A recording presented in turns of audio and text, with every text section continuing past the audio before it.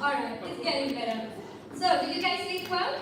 Yeah. Got some rest? Oh, that's great. That's great. Because today will be a lot of energy, a lot of discussions, brainstorming, so discussing on a lot of topics and key topics which are very crucial to EMA and its future about all the units. So we will be diving into, a lot of co-creation sessions today. So just to start, do you have any questions for people today? Yeah, absolutely. What would you like to see today? What would you like to leave this event with? Any volunteers that can tell us his or her expectations for today? Octavio dancing. Oh. That will secure the spot for next year, right? We'll figure it out after lunch, don't worry. Any other volunteers about expectations of today? What would you like to leave this event with? I want the class to dance, very please. Vice President dance. Okay, everybody's just looking forward to dancing. What about else? Collaboration. Collaboration, that's right. That's what we're Dancing, looking for. collaboration dancing. Oh, that's nice. No, it's still collaboration, right? So that would be also an interesting thing to see. What else are we looking forward to? Traveling opportunities. Ah. Should we finish the event earlier? So that we can All right, great.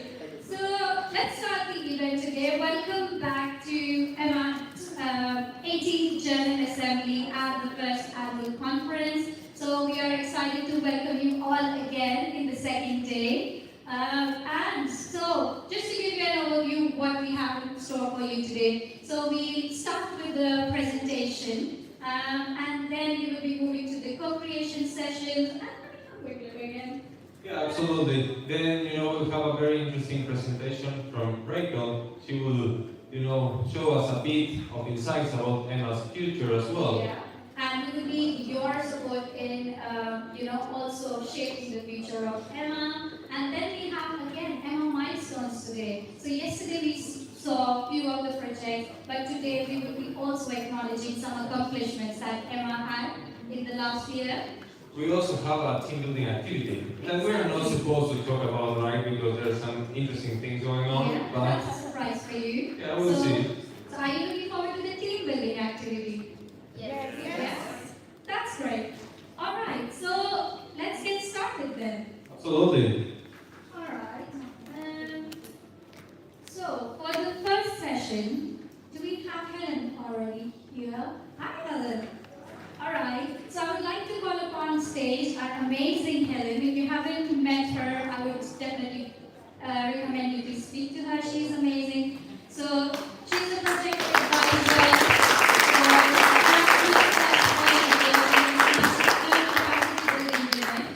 From the European Education and Culture Executive Agency. Welcome, Helen. And we would like you to share with us how we are working collaboratively with all the organizations and hear more about what you have in store for us. Thank you very much. We understand my presentation. I hope you had a nice rest last night and a nice breakfast. Because I will not just make a presentation. We will work hard on what we plan for EMA, what are the type of financing. It might be really technical because I know that you are Erasmus Mundus alumni, so most of you did your administrative input with your university, and when we talk about European procedure, you don't know at all what we mean, where to address, where to find grants, and maybe for some of you, maybe you don't even know what is the difference with a grant and a contract. The purpose of my presentation is not to make a lecture on that. It's just the conclusion from my discussion of yesterday, that we might indeed use this subject for training within the alumni activity. The objective of my presentation this morning is to present you what is the practical support, the financial support, technical support the executive agency and the Commission is providing to EMA through this contract. So I'm project advisor at the European Education and Culture Executive Agency. I worked there since more than 15 years, and I was for a long time in charge of grants. Grants means that we have beneficiaries who are applying for a project, and they fill in an application, and they are selected, and they receive one part of the budget for their project. Another part is financed by themselves, so we call this co-financing, and the output, the project, belongs to the beneficiary. We are here, the support to the alumni is a contract, and a contract means that the Commission is subcontracting and having a direct contract with the subcontractor, and the output normally belongs to the Commission. That's where it starts to be tricky, is that the support to the alumni is a service to third parties. So we have to review this last contract, the funding mechanism, and that's why you heard a lot that there are changes, there are no more projects, and so on. So we will go into the detail. EMA and the European Commission to start. So you are celebrating your 18th birthday. You were created in 2006. In 2014-15, you joined the ESA. ESA is an informal alumni alliance.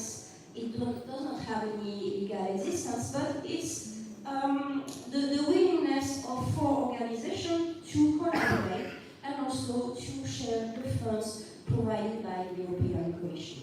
So in the past contracts, we were funding ESA, and through ESA, EMA was benefiting of services and activities. And in 2015, you became a legal entity. So in Belgium, international non-profit association under Belgian law, meaning that you can launch your own activity, you can apply to grants, you have your own identity and responsibility. That's great, meaning that you can apply to European funds.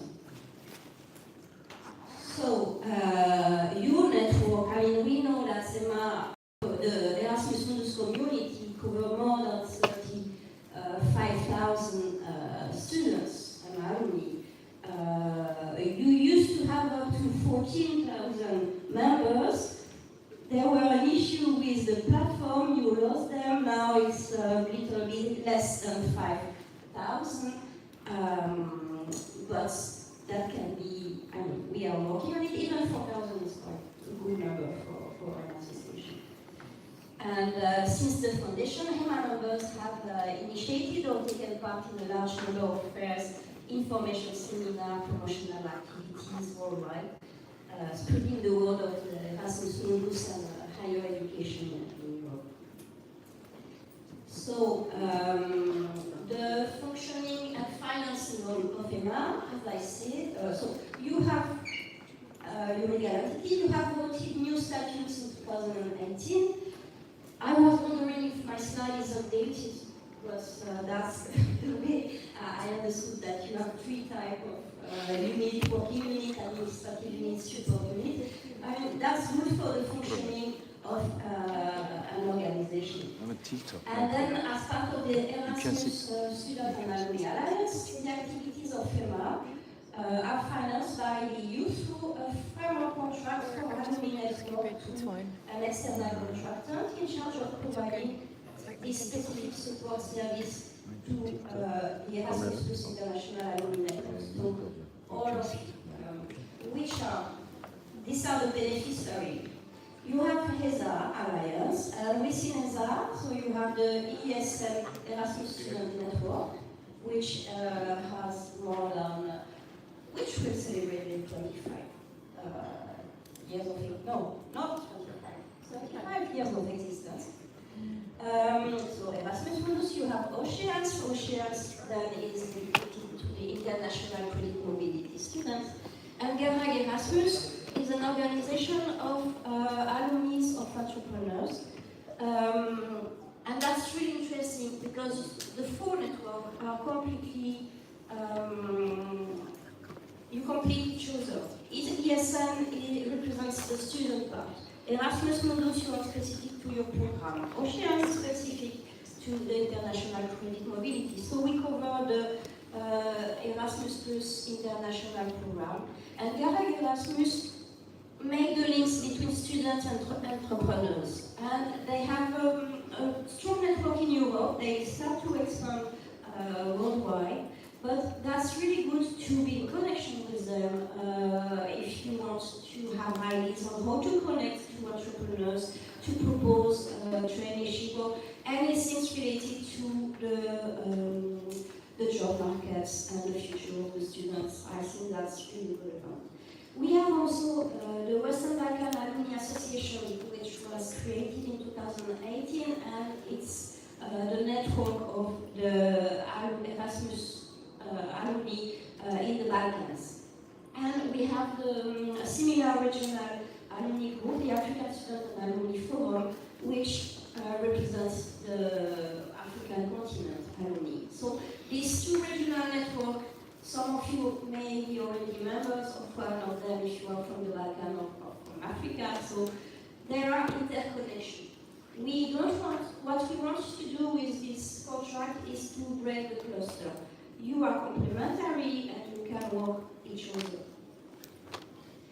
So, the EC support to the Erasmus Plus alumni, we signed last December a new contract, a new framework contract for 4 years.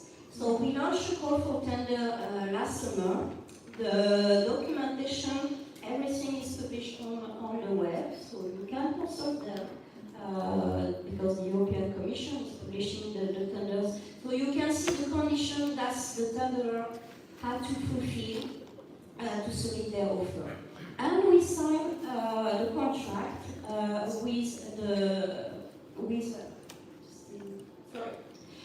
with ICF, and they also have a partner, ICF and BDO, which are TIA support service providers. So ICF is your main contact, and the partner BDO is specialized in legal entity setup and this legal aspect. So your main contact is ICF, but we have also into this contract expertise in legal entity and legal issues for organization. So the framework contract was signed for 48 months, so and started on 1st of January. So we have a contract for the next 4 years until end of 27, and it can be expanded until the 12th of June 2028, because we have 6 more additional just in case. Of course, in the meantime, in the 4-year time, we will see what will be the support of the alumni. It's just that it's a matter of policies from the Commission, but as from my understanding, the alumni are very important in the policy agenda. The objective of the contract is to support the structure of existing or future Erasmus International and Alumni Network, so maybe some new could join the alliance. To enhance the competencies of the alumni through tailored activities, helping them to acquire and enhance knowledge and skill, in particular with regard to the role of ambassadors of the EU program and Erasmus Plus in particular. To promote the alumni, the participation of alumni into activity and events aimed at promoting, informing about the opportunities offered by the Erasmus Plus, to reach out to and to inspire potential new participants to the program, to facilitate the contracting authority access to students, alumni, their data, so they can be mobilized to support the EU activity. So the contracting authority is the executive agency for education and culture, but we work with the European Commission and DGAC in particular. To support activities organized by groups of alumni aimed at promoting EU program or enhancing the competencies of their peers. The structure of contract, we have the first work package, which covers the horizontal task. So this is between the agency and the contractor. What's matter you is work package 2 and work package 3. Work package 2 did not really change compared to the previous contract. It's the operating and technical support to the governance of the organization. Visit the board meetings, the General Assembly, the communication and visibility activities, surveys and studies. The work package 3 replaced the previous call for project that you used to have, that you know. We call it support Erasmus International Student and Alumni Network activities from all over the world. And what is new is that in the past we had a specific contract for ESA, a specific contract for ASA, a specific contract for WIBA. Now we have one single contract for all of you. But what makes the difference? Because we receive specific funding for Africa and for Western Balkans. So we have to ensure that there is this proportion is respected. For the activities under work package 3, we have to follow this regional breakdown. So you can see that the activities, 40% of the budget should target EU member states associated to the program. So we are in Turkey, it's a third country associated to the program like Norway, Liechtenstein, and Montenegro. I forget all of them, there are 6 or 7. And then we have the different regions. What we mean by target region is that either it's an activity which takes place in a given region with only participants from that region, in Africa with African beneficiaries, or it's an activity which takes place in a particular region, but involves participants from all of the region. Meaning that if you organize an event, for example, the conference yesterday is part of this work package, and we have participants from all over the world, so it will be considered for this calculation. So, in details, I go to the details. You see that we have the contractor to support the network of ESA, EMA, and Oceania. We have a specific budget line per year. By this support, what we have is there, in concrete, this contract started in 1st of January, and they started to meet you, but they put in place the inception phase to understand what are the needs of the alumni organization. They are organizing alignment workshop. They ask you to fill in a maturity matrix to evaluate the level of your organization. And they also send a survey to the members, if I remember well. So this is to better understand where you stand as an organization and what are your needs in terms of training to develop your competencies, the competencies of the organization.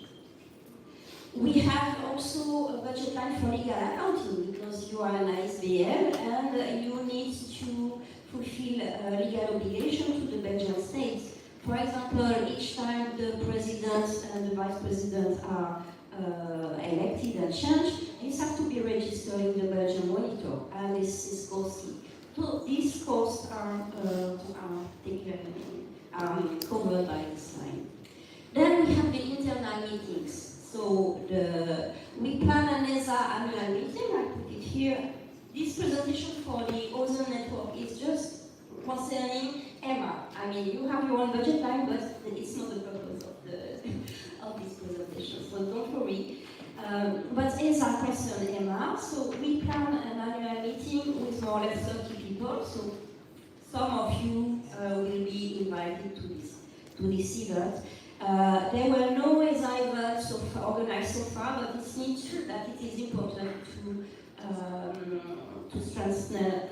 develop the cooperation, not even strengthening, but developing, because at the moment there are not really a space for collaboration, and we want to create that within this contract. We have the EMA annual general meetings, so this day, today. It's planned for 80 people, and I know that who would like to have more participants. You used to have more participants in the past, but also it used to be organized in university premises. So we need to study and to find ways. Maybe you can have a bigger place and invite more people, but the support from this contract is limited to 80 people. So you have 12 months from now to think of next year, to prepare and maybe to find a place, to find sponsor, to find. I mean, you are an ISBL. You have you have the tools to organize a bigger event. As concerns the support, unfortunately, it's limited to 80 participants. You have to know that it's concerned the room, the travels, the accommodation. This is already a very nice, a very important budget to cover. So, and we have 4 board meetings, EMA board meetings for the 12 members. So you can see in the column, these are the figures for the 4 years. But, we have also dissemination and communication tools. So you have your own website, but you have a support for, you can receive support for alumni social media presence. The contractor also manage the EMA community platform, which will be replaced soon. I will comment later. There are communication tools for webinar and teleconference covered, and user support. Alumni who are asking questions are redirected to the correct, I don't know, because many questions, sometimes alumni do not know where to address, so it can be a question for EMA, for ESN, for none of the alumni, who knows this. So there is a user support. And in this case, it's also user support for the communication tools. And we have visibility of activities. These visibility of activities are for the 6 networks. For ESA, EMA, ASA, FIES, so they will have to be discussed within the liaison group, the ESA liaison group, and with the participation of WIBA and ASA, which are not yet members of this alliance. And we plan, so there you have the possibility to co-produce thematic publication, individual testimonies, so you are already preparing the testimonies with the video from the conference, as I understand, co-produce audiovisual content, and other service for increased visibility. As concerns the thematic publication, until July 25, we plan 5. We have 5 in the contract. We would like, so one, we want to dedicate one to WIBA, one to ASAF. We would like to have one which represents the international alumni network to the EU delegation and the stakeholders. To have one brochure so it can be a reference document, and we will need your participation in that. So I think it would be useful. We first think of the EU delegation, but it could also address the national authorities, the stakeholders. But so we plan one thematic publication for the visibility of the alumni. And then there are remaining 2 to be discussed within ESA according to depending on your proposals. And last but not least, the annual graduate impact survey, we want to make it again annual, and it's not in the contract. Now the alumni activities.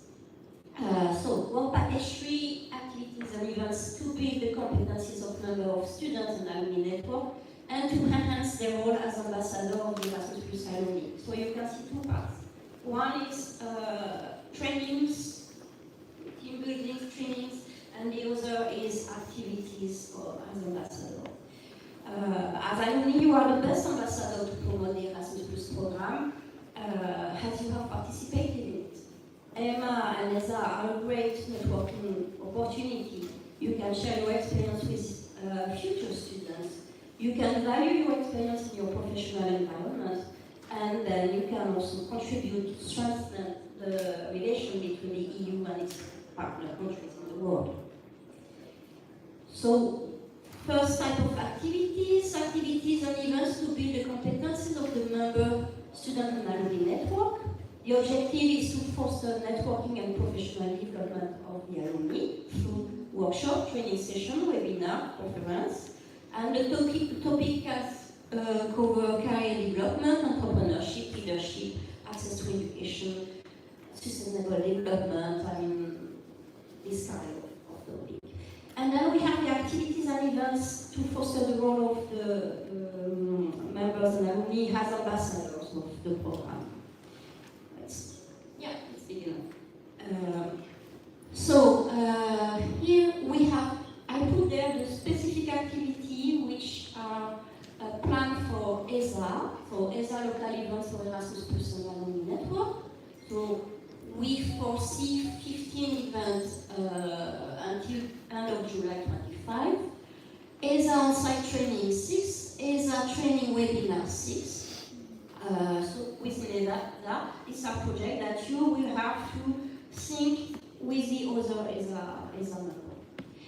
EMA activities. So the EMA annual conference, so you can see two because we want to have the conference joined to the General Assembly. So it's always in May. So until July 25, we cover 2 events.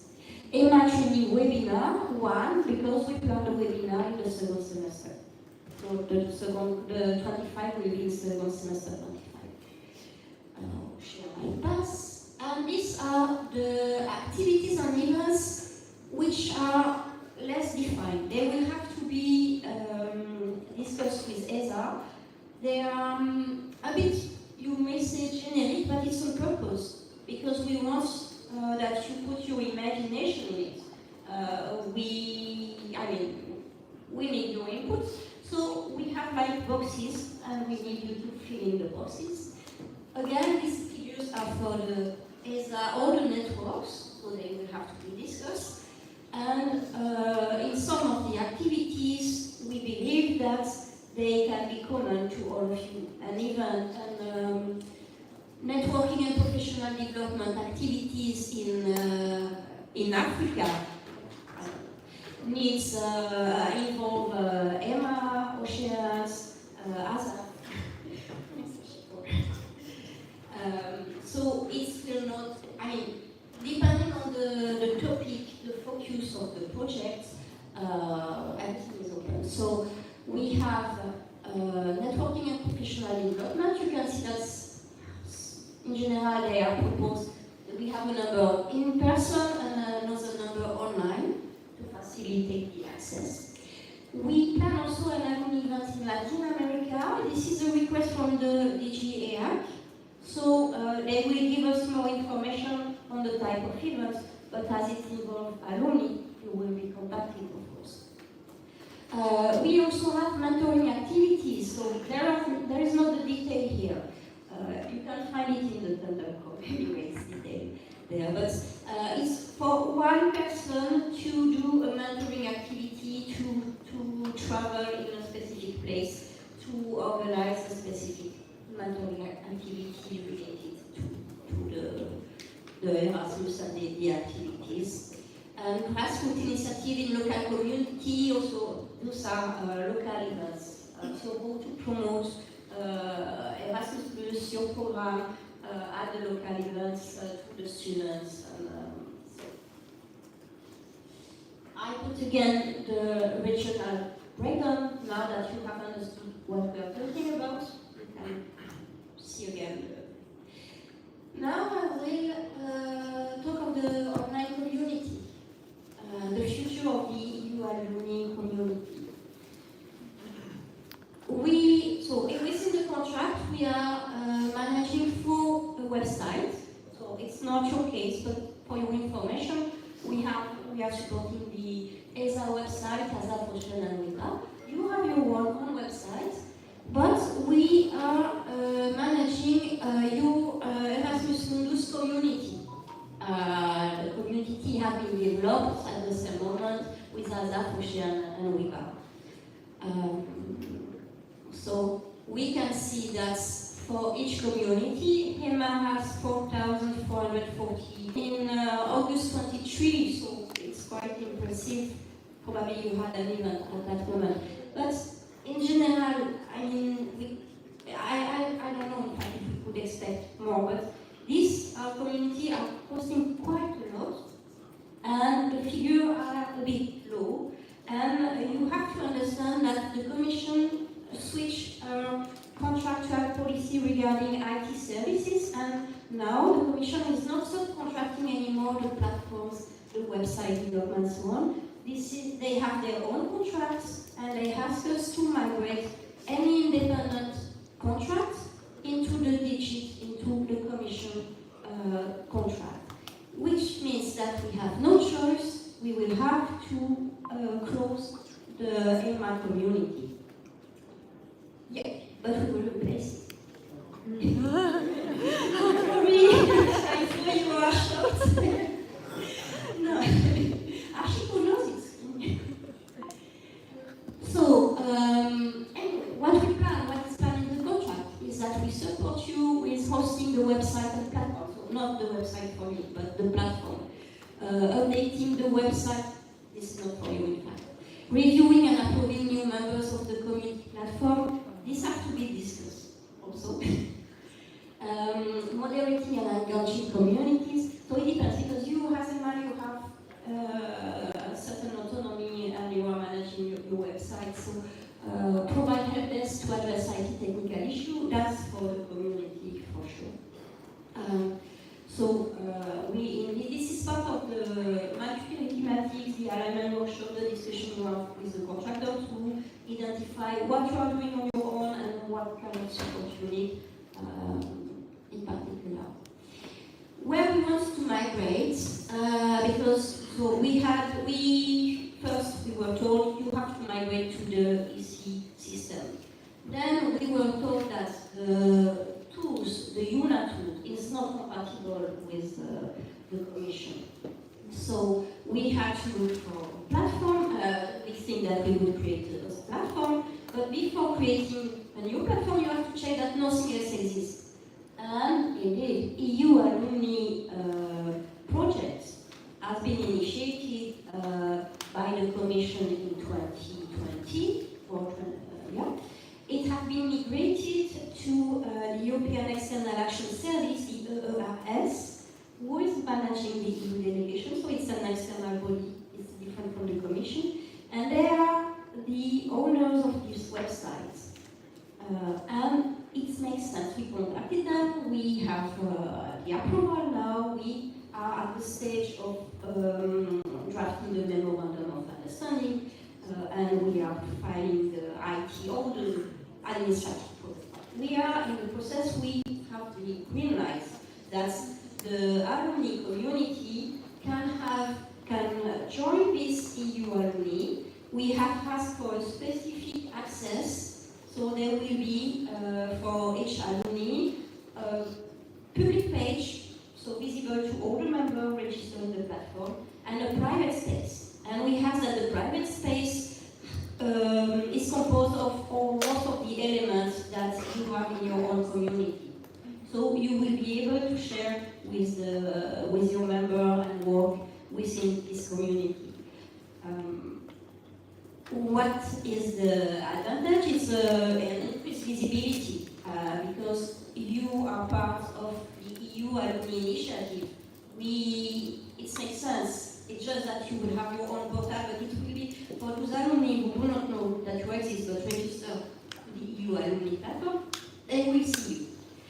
Another important aspect of this platform is that it's used by the EU delegation. When they need to contact students from their country, they have access. So it's a direct link also to organize activity and to be visible to the EU delegation.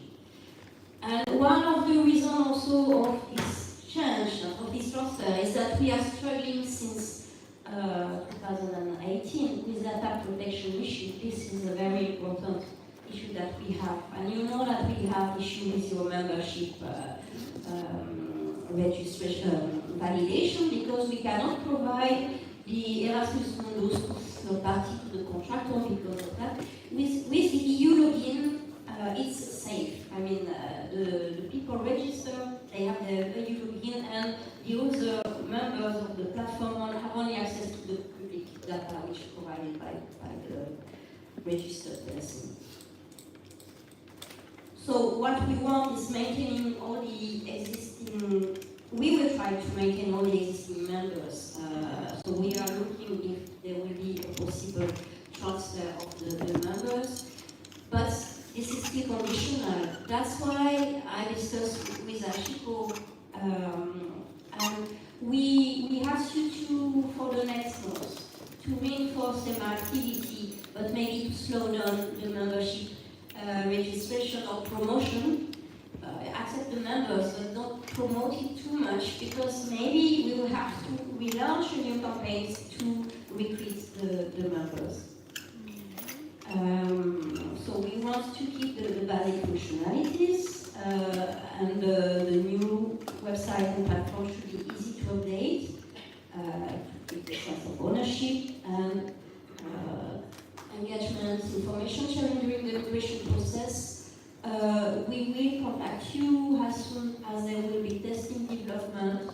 We will ask you to test the platform and to receive your feedback. So this will involve your IT team.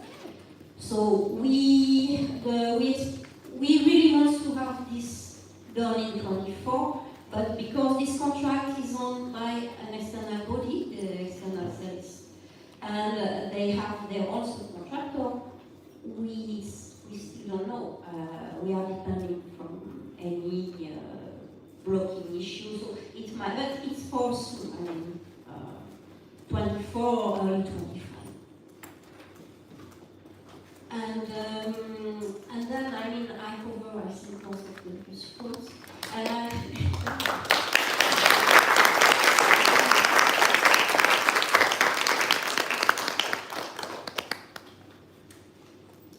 I can take some questions, but I understood as well that there will be discussion related to the activities, and we can also discuss this in the workshop, in the workroom. So keep your question, maybe discussion related to the agenda for later.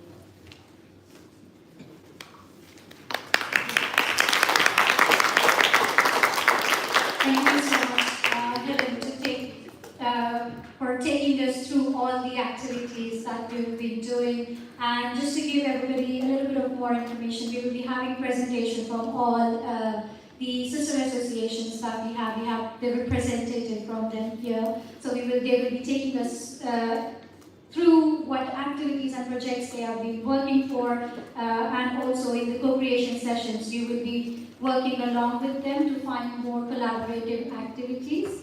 So thank you so much, and we take the questions later. No. Today? No? Because people are raising hands. All right. So if we have any questions here, Lord. Okay.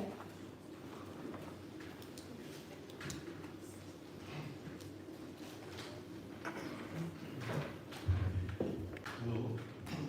All right.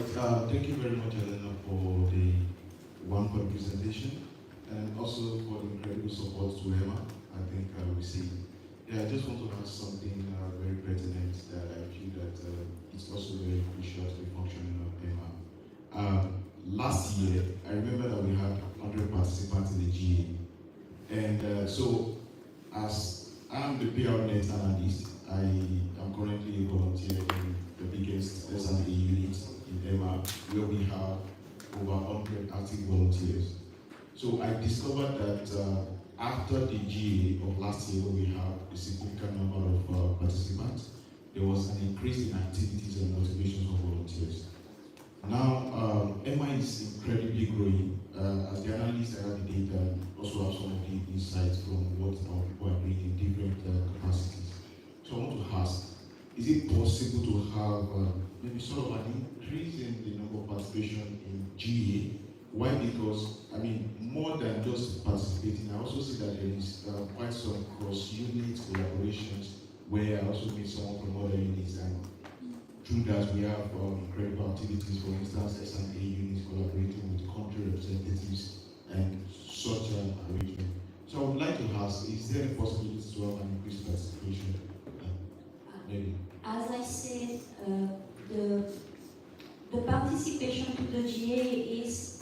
covered. We have specific price for 80 people, but you have the means to find a bigger room at the university. If you are still invited by the university, this will lower the cost. I mean, because we pay for this hotel, the two meeting rooms. So there are different ways of financing, but this needs preparation. The contract of this year starting early January, and the contractor just meeting you as from February and March, it was not possible to do this prospective job because you were expecting a full support, 100 support. If we go to 100 support, we are limited to 80 people. If you can provide some, you can provide, you can participate to the event, goes to even in kind, like you receive a conference room at the university. It's even better if you are hosted at the university because it makes the events visible to the students. And then you have a kind of Erasmus fair, you can join it to other activity. But as concerned the 100 financial support, we are limited to 80 people. Thank you very much. Maybe just a little follow-up. So, for instance, from what I understood, in SRA units, for example, we have such a collaboration arrangement where we had some memorandum of understanding with programs that are ready to fund the participation of EMA University to GA. So, for instance, you see today we could not have the name because I don't know, maybe because of the venue or something. Is there a way where even if we have programs to fund people into additional numbers into the GA, can we have an arrangement where maybe at least for the food or something like that is just what would be catered for in the budget? Is there a possibility? I don't know exactly yet. You have to discuss with your board, and then we have to see with the contractor. But I presented you the support, and this is kind of limit. What is not limited is that we don't oblige you to be in an hotel room for 80 people. It's just that the cost covered are for 80 people, but then it can be, if you can, as I said, if you can bring a place, a different place, this will change and you can have more. It was not also possible to invite self-funding participants because for this, the contractor needs to have a secure budget. If they book for 50 additional people on safe payments, but 25 cancel at the last minute, the contractor has to pay the hotel. So what you will need is to invite these people, to send them a registration link, to ask them for the fee, and then the fee for the hotel. I mean, the coffee bunch, it's not that much. But you will have to ask them to pay that in advance, so it's secure for the contractor. Because we are in a contract. But I can, yeah.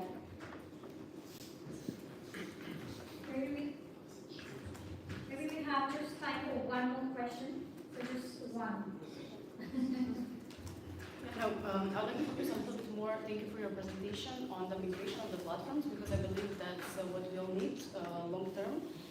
So you're saying that, because I didn't get the last part, you said we may lose participants, so we don't have to encourage new members. How does that, because I think that the platform is actually, rather than, I also believe that events are important, networking is important, but when you need someone from somewhere in the world to work with or to extend your network, the power is the platform, because you can never meet all the people in person. So I would like to understand more how this migration is going to work and what we will have in this new platform from community point of view of contacting. And did I understand correctly that in this way we're going to have access to every single alumni from every single EU funded program in general? The registered ones are in the platform. The platform already exists, and if you see, you are also an official partner of the platform. So I don't know if it has an individual you register into the platform, but you can do already. You need a EU login. But EMA is already a partner organization.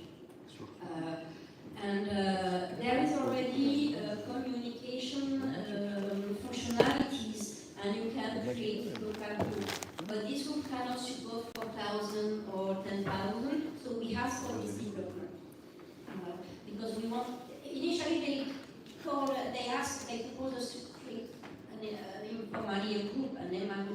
no. Because we need to have members, you ask for voting option. I mean, there are many options. So we keep all these options into our request. We want to transfer the capacity, but we will go back to you. The thing is that we are not sure that we will not ask the 4,400 existing member to register again to the new platform.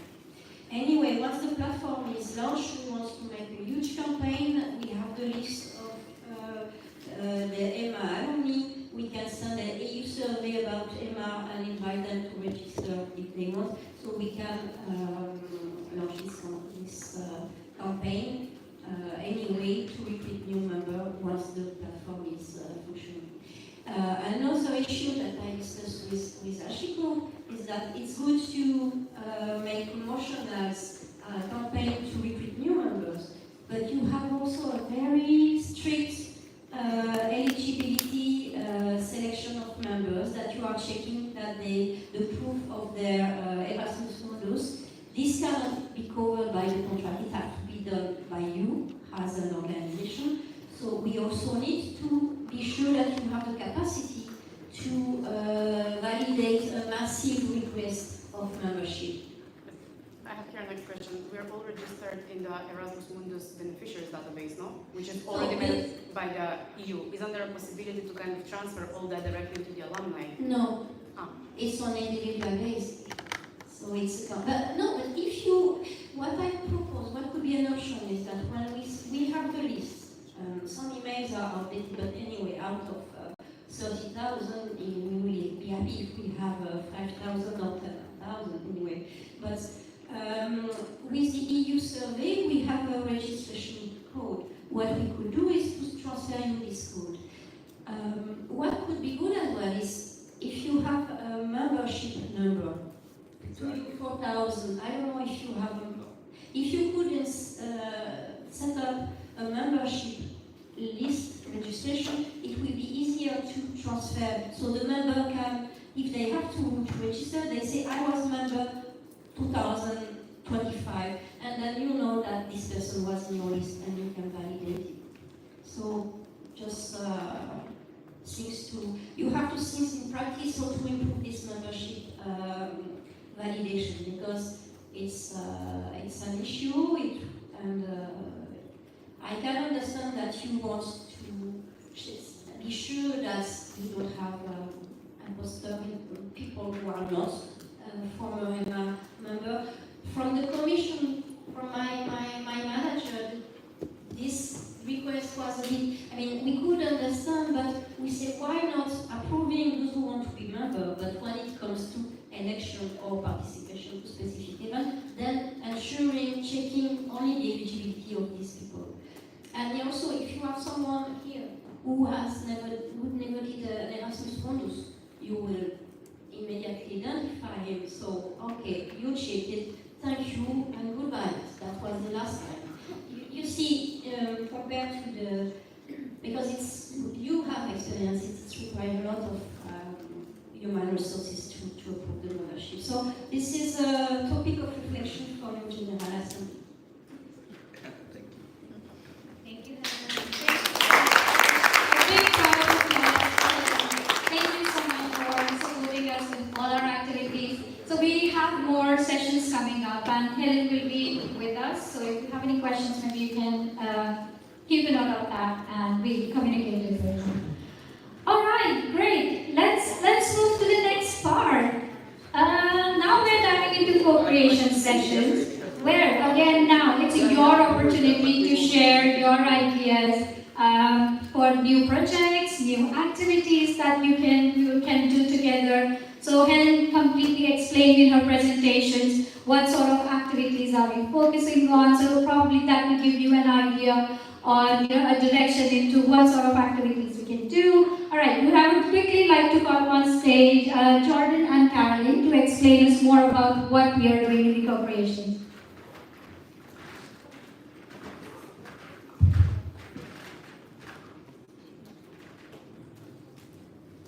Good morning, everyone. Can you hear me okay? Yeah. I really don't like microphones, so I apologize. And I can't really get this. Jordan, I can't hear you. It's not audible here. You need to reconcile it. Maybe use a handheld one?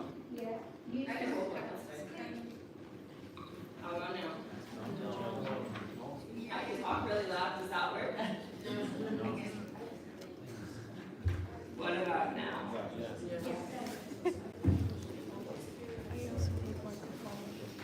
That's very weird. So the reason I'm holding it this way is because we have the list of what's what, where you're going, and we can't get it there right now. But for those of you that don't know what a co-creation session is, it's a breakout room, except you're not just discussing, you're actually creating something actionable from that. So we have divided you very strategically, so please go to your assigned topic. You are in there for a very specific reason. There are 5, and I will list the names of the topics, where you're going, and who's in the room. So please listen carefully. Some of you, I might completely say your names wrong, and I sincerely apologize. I'm probably going to only say your first name. So for the co-creation sessions, there will be a moderator and a co-moderator for each, again, strategically chosen, and you will do it through a think, pair, share process. So first, you'll have a little bit of time to think on your own, then you'll group up in small groups, 3 to 4 maximum, discuss and come up with your actionable items, which will be explained by your moderators and co-moderators. And then towards the end of the session, about an hour, then you will all share in your big or small group and make sure someone's taking notes, please, please, please, on a shared doc or whatever, so we can take your items and hopefully do something with them after the GA. So room 1, this is the main room. You will stay here. When I call your name, please raise your hand, just so you know where you're going. This is called Collaborative Innovation for Global Impact, Lessons Learned from Highly Active Regions. What can more active regions teach each other? Moderator Virsa, co-moderator Yoko. In the room, Rajan, Davin, Diksha, Sristi, Gusam, Fakru, Shafag, Syed, Ha, Adi, Razan, Al Hussein, Delia, Anna H, and Hafiz. Oh, perfect. Much easier. Please, please, please be back in this room at 11 as sharp as possible so we can discuss. And now you can see your name, the topic, and where you're going. Can you make it like 10:50? 10:50. 11. 10:15 is in 10:50. 50. No, 11. Oh, it's 11? No. It's 10 now. Yes, they will be back there 10:50, and then we'll go for coffee together. No, 10:15 is in 50 minutes. 50. 50. Sorry, 50. Yes. Sorry for the Thank you. 10:50. 10:50. So you have 50.